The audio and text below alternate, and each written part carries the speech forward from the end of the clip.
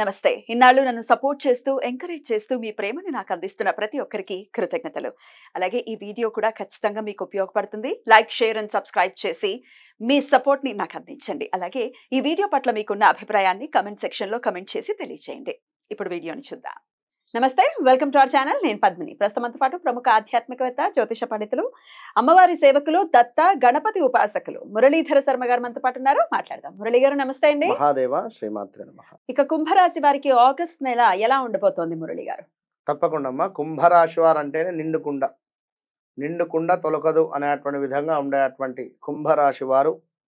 మరి ఇట్టి కుంభరాశి వారికి సంబంధించి 2022 ఆగస్టు నుంచి సుమారుగా 2022 మార్చి నుండి అనుకున్న 2024 నవంబర్ డిసెంబర్ వరకు ఒక తీరుగా ఉంటే, మరి ఇట్టి 2025లో గడిచినటువంటి 2-3 నెలలు వీరికి ఒక వేరైటీ, అంటే వేరే రకమైనటువంటి పరిస్థితులు. ఇందులో ఒక శుభం కూడా ఉంది. ఆ శుభం ఏమిటి? తీర్థయాత్రలకు వెళ్ళడమా, లేదా వివాహం సెటిల్ అవ్వడమా, లేదా ఇంకేదైనా అద్భుతమైనటువంటి పరిస్థితులలో వ్యాపారం అద్భుతంగా ముందుకు వెళ్ళడమా, వ్యాపారం ఏమైనా మొదలు పెట్టడమా, లేదా వివాహ ప్రయత్నాలు ఏమైనా ముందుకు వెళ్ళడమా, ఇలాంటివి కొంత శుభము కలిగేటువంటి పరిస్థితులు గోచరిస్తూ ఉన్నాయి.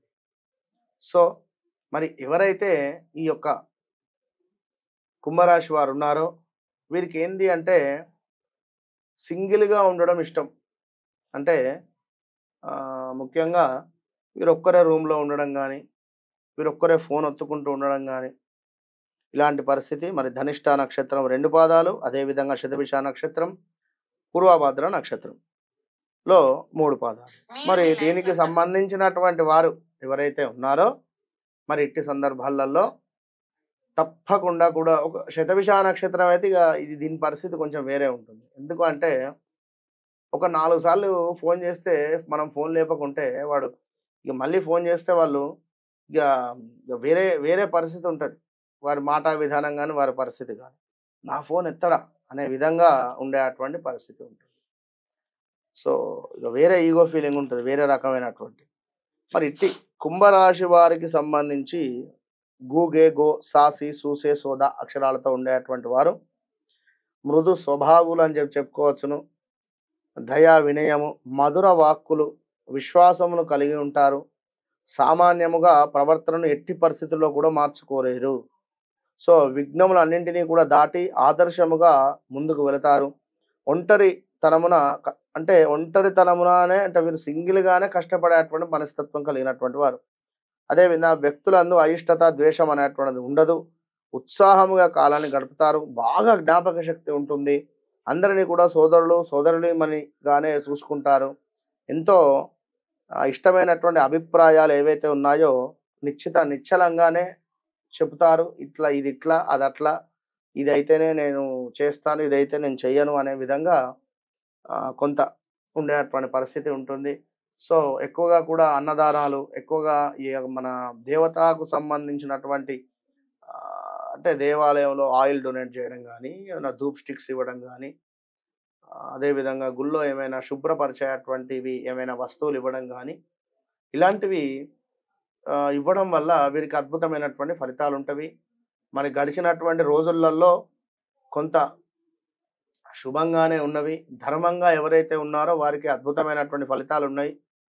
మరి ఈ రాబోయే ఆగస్టు నుండి సుమారుగా ఈ 3-4 నెలలు అనుకుందాం, లేదా ఆగస్టు నెలలో మరి శ్రావణ మాసములో చూసుకున్నట్టయితే మనోవాంఛ సిద్ధి, అంటే ఏదైతే మీ మనస్సులో కోరుకుంటున్నారో, గృహమా, లేదా చక్కటి డబ్బు సంపాదన, లేదా చక్కటి ఉద్యోగమా, లేదా చక్కటి భార్య లభించాలని కోరుకుంటున్నారా, సంతానం కావాలని కోరుకుంటున్నారా, ఇలాంటివి ఏవైతే ఉన్నాయో ఇవి మీకు మనోవాంఛ సిద్ధిగా గోచరిస్తున్నాయి.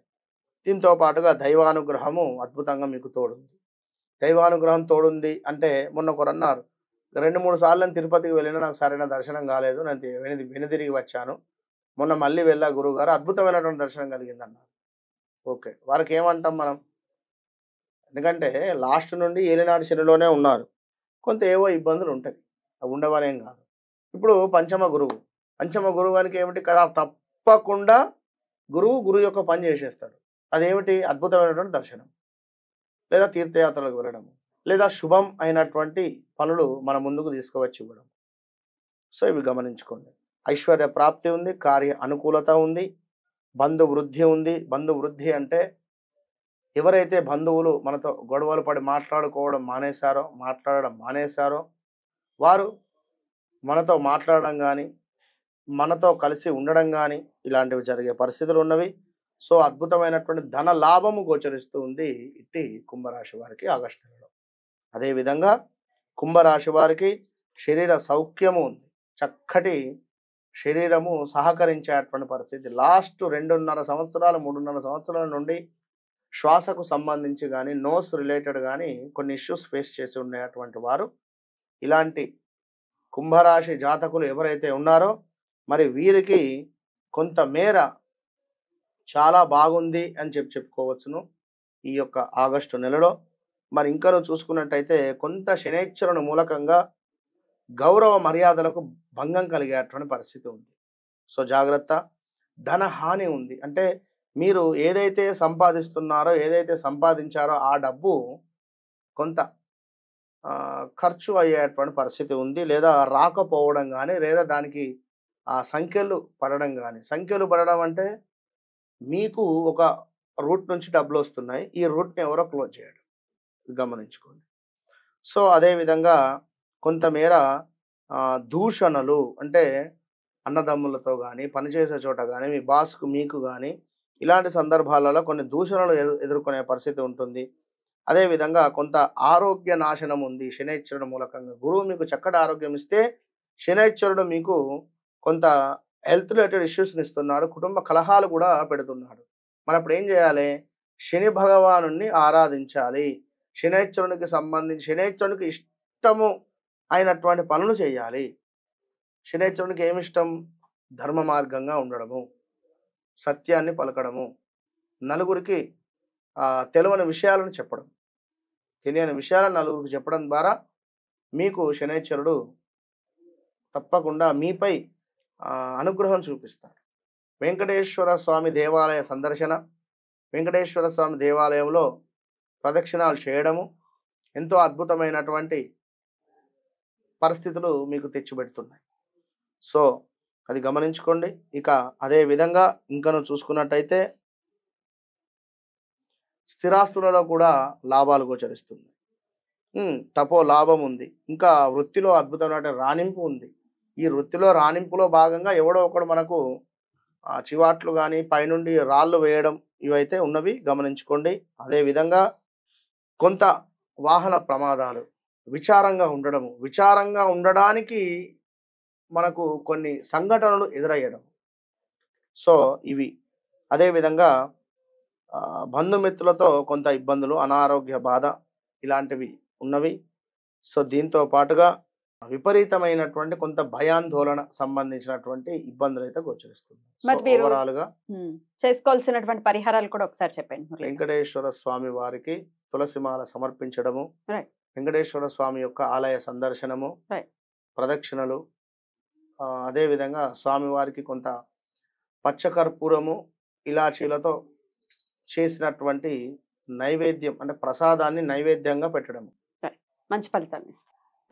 అంతే. మామూలుగా బెల్లంతో చేసినటువంటి అన్నంలో కొంత ఇలాచీలు వేసి, పచ్చకర్పూరం వేసి తీసుకువెళ్ళి నలుగురికి పంచడము మంచి ఫలితాలు ఇస్తాయి. రైట్ అండి, చాలా చక్కగా తెలియజేశారు. ఇక నెక్స్ట్ వీడియోలో లాస్ట్ అండ్ ఫైనల్ గా మీనరాశి గురించి తెలుసుకుందాం. Thank you. నమస్తే. మహాదేవ.